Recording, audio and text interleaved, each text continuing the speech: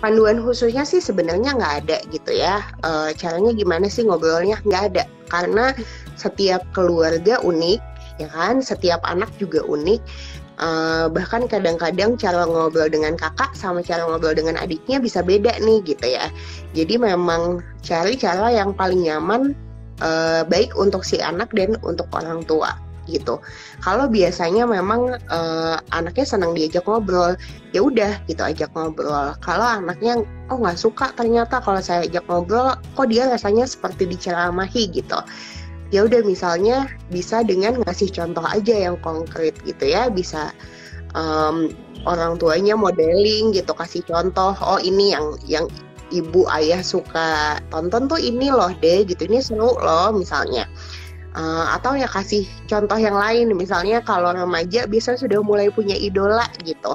Nah, kita nih sebagai orang tua perlu juga nih cari tahu nih si idolanya tuh siapa, kenapa dia disukain sama anak kita gitu, hobi dia apa, sehingga itu yang bisa kita masuk. Misalnya, siapa ya, Namjoon BTS gitu ya, suka baca loh deh gitu ya, kamu juga coba deh baca-baca buku yang suka dia baca, siapa tahu menarik gitu. Misalnya kayak gitu sih.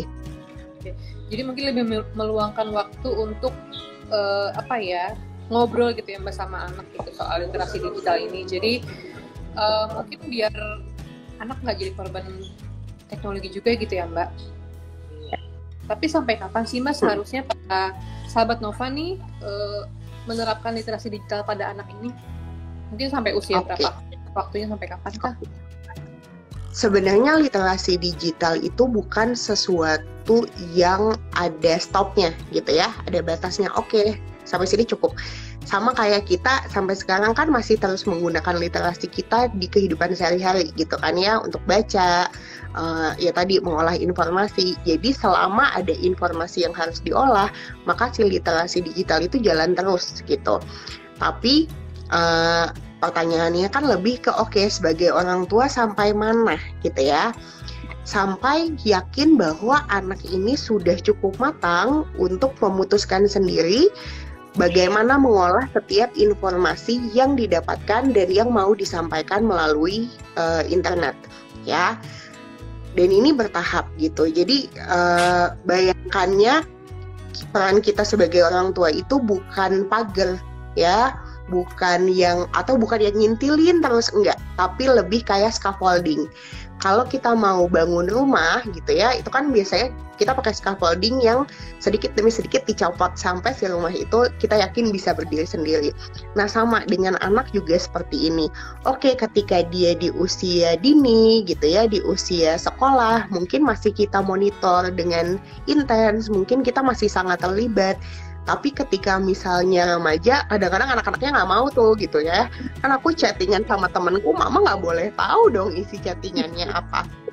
Iya kan? Nah, itu boleh mundur pelan-pelan.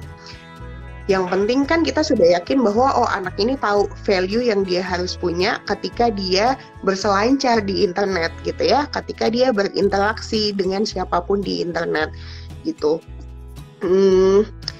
Jadi memang penting juga untuk membangun trust dalam hubungan itu gitu ya, bahwa mama nggak ngelarang kamu, tapi seneng banget rasanya kalau kamu bisa cerita apa sih yang kamu dapatkan di internet gitu, aktivitas apa aja sih yang kamu lakukan gitu, sehingga ketika misalnya dia remaja nih yang biasanya deg-degan gitu kan orang tuanya, nanti ketemu macam-macam.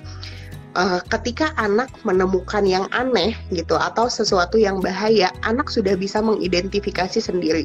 Minimal dia akan tanya, "Mah, di Instagramku misalnya ada yang komen kayak gini, aku nggak kenal orangnya siapa.